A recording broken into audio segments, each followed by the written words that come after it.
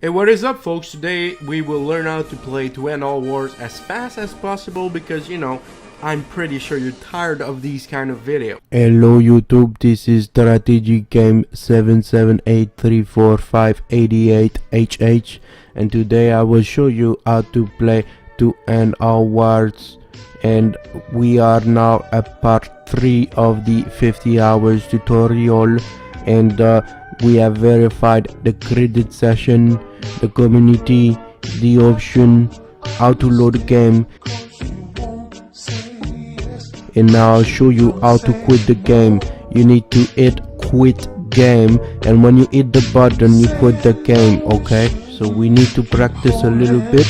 So you will hit quit game and you will need to press the button. So you have two buttons, you have the check and the X. If you press the X, it returns to the main menu. That's not what we want. If you want to hit the menu, we want to quit and click quit and click the check button. Alright, so you start off in the main menu, you hit start a new game, and then you select the Grand Campaign. And now we have multiple options that are exposed to us. Germans and the Austro-Hungarian valiant true soldiers. They seem to be the best pick choice, right? With Willie II at the head of the country.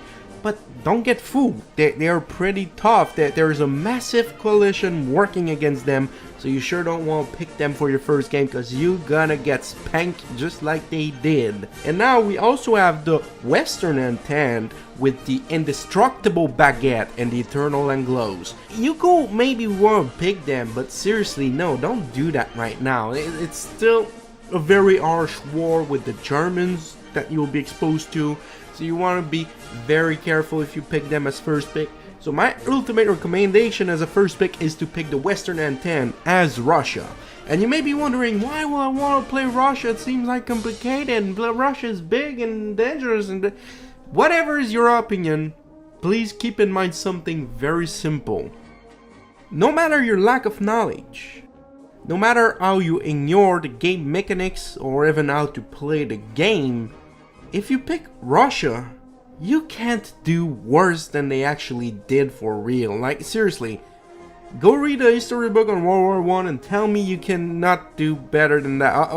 Right, of course. You go pick also the Italian or the Austro-Hungarian if you really want to do terrible, but you'd be losing because the troops are shit. As for Russia, yeah, the troops are shit, but you got massive amount of dams. Even if you make huge mistakes with Russians, you're gonna come up ahead of the Austro-Hungarian and the Germans. And also the Ottomans that will eventually join the game. And anyway, when you will grasp the concept of the game and start honing up German and Austro-Hungarian troops and walking to their land in late 1917 or early 1918, you're gonna get a Bolshevik revolution up your ass. I'm just gonna show you know nothing about the game. So now we start the game with Russia.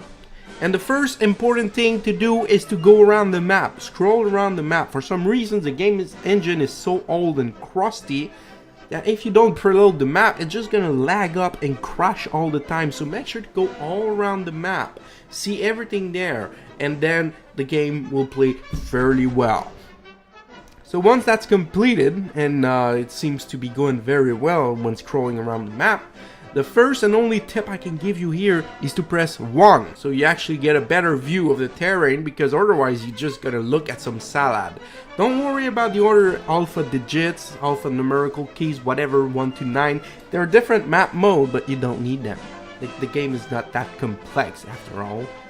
And now we're gonna press F3 and select a battle plan.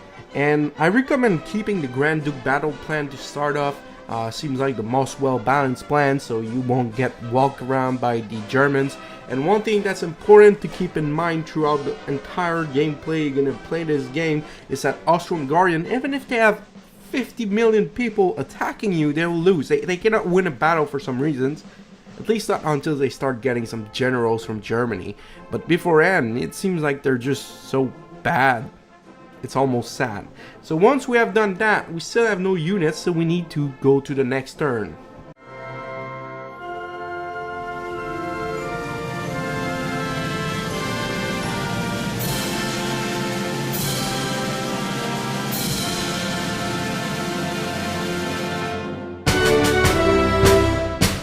Alright, so once the turn is completed, you will see the armies popping up all over the place. And this is where the game becomes a point-and-click adventure. There's two important things, alright? In the bottom right corner, you see there's a small envelope there, right? A small little white envelope. If it is white, it's perfect. It means the army is activated. But if it is closed and brownish, then the army is fucking useless because the general is probably still sleeping or something. I don't know, but they cannot do anything. They cannot attack. They can only get attacked. So make sure if you move armies around, make sure they're activated so you get the max out of the offensive you want to do. And when you want to do an offensive, you have on the bottom left some little tips here. You got multiple stance you can adopt. So if you want to go defensive, you put the assault stance. You need to set the stance to assault and you start click and dragging. Yes, this is a click and drag game. Everything is made by clicking and dragging. So you just move around, shuffle the armies a little bit, and you will start getting some fun. And another important thing is, if you cannot move or whatever and you see that small ribbon with a lock on it, it means the general doesn't give a shit about you and won't do anything you want to care about. If you hover the mouse over the lock, it will tell you for how long. And keep in mind, if you're getting attacked, then yeah, they will start caring about what you're saying. But beforehand, nobody gives a shit about what you're saying. So once you have click and drag your first army, you can start the turn.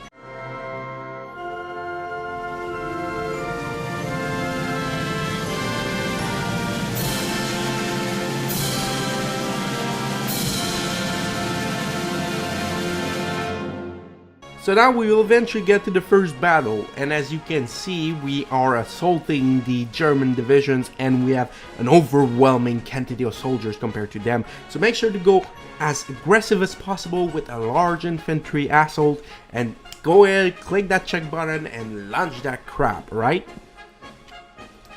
You'll get the battle results and it will be a Russian victory because Russians are always victorious in these conditions.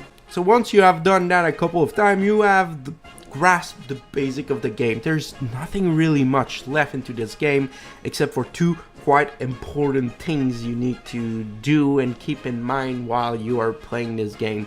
The first one is how to create new units. So you tap F11 key, it will open up the unit inventory, whatever, and you'll see some are grays, some are green. It depends on whom they come from, but essentially what you want to do is you click one of the unit and you drag it to where it is green, so they will be queued for X number of days. And as always, if you hover your mouse over any icon, you'll get a tooltip that will inform you of everything you need to know about that. So that's how you create soldiers.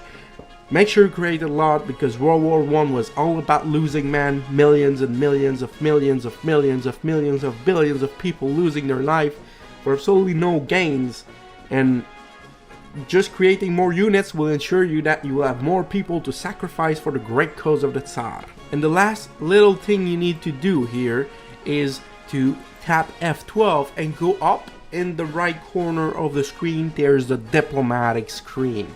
Yes, diplomacy is on the map. I know it sounds weird, but you get used to it. It's not that bad. Yeah, actually it's very bad. It's terrible, but you get used to it, so don't worry about that.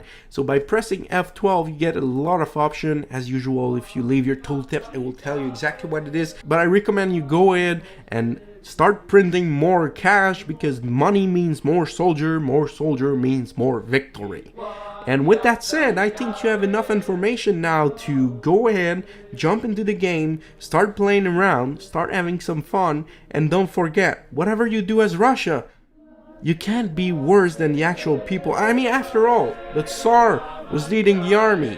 That man was leading the army while that man was fucking his wife.